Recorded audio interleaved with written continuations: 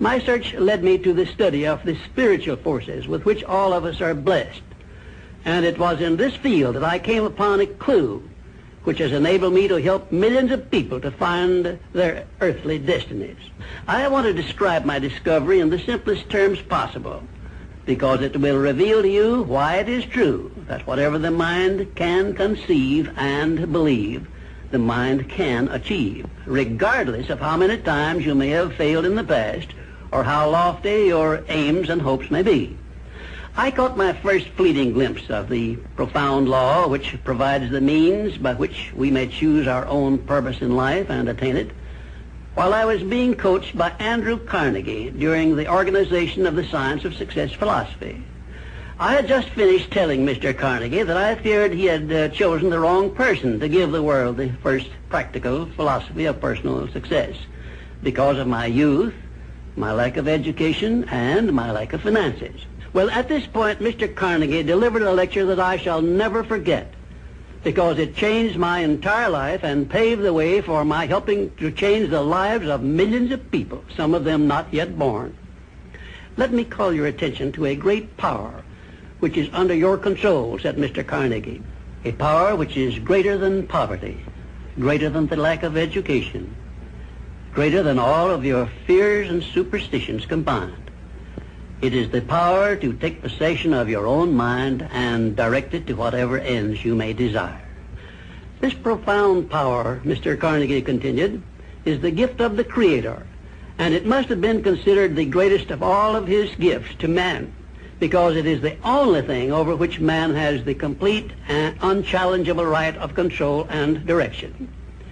When you speak of your poverty and lack of education, Mr. Carnegie explained, you are simply directing your mind power to attract these undesirable circumstances, because it is true that whatever your mind feeds upon, your mind attracts to you. Now you see why it is important that you recognize that all success begins with definiteness of purpose, with a clear picture in your mind of precisely what you want from life. Then Mr. Carnegie continued his speech with a description of a great universal truth which made such an impact upon my mind that I began then and there to give myself a new outlook on life and set up for myself a goal so far above my previous achievements that it shocked my friends and relatives when they heard about it.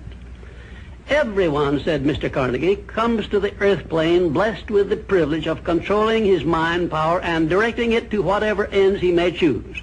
But, he continued, everyone brings over with him at birth the equivalent of 2 sealed envelopes, one of which is clearly labeled, the riches you may enjoy if you take possession of your own mind and direct it to ends of your own choice.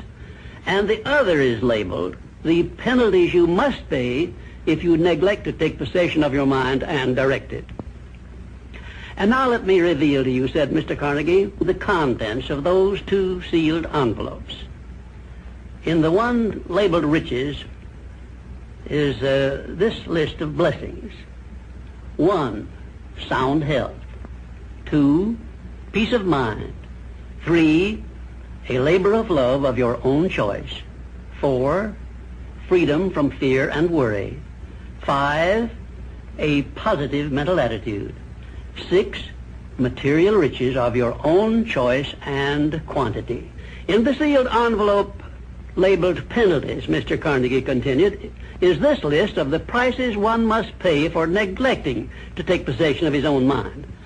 1, ill health. 2, fear and worry. 3, indecision and doubt. 4, frustration and discouragement throughout life. 5, poverty and want.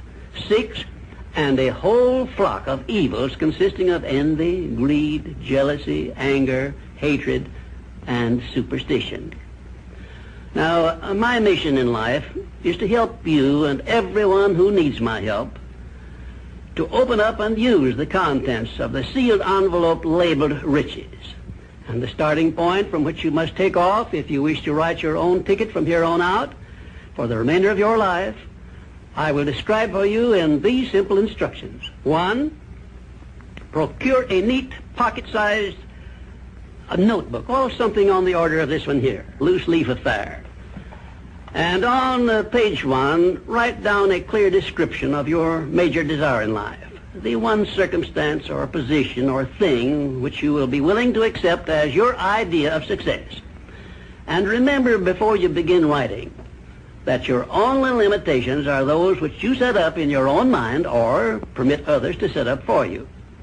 And 2, on page 2 of your notebook, write down a clear statement of precisely what you intend to give in return for that which you desire from life. And then start in right where you stand now to begin giving. And 3, memorize both of your statements, what you desire and what you intend to give in return for it, and repeat them at least a dozen times daily. And always end your statements with this expression of gratitude for the blessings with which you were gifted at birth. I ask not, O divine providence, for more riches, but more wisdom with which to accept and use wisely the riches I received at birth in the form of the power to control and direct my mind to whatever ends I desire. If you are not too successful or self-satisfied to accept and express this profound prayer, if you accept it and express it in the same spirit of humble sincerity in which I pass it on to you, a new and a better world will reveal itself to you. A world in which you will see reflected the circumstances and the things which you yourself have created. And now let me close this, our first visit, with my favorite expression of gratitude.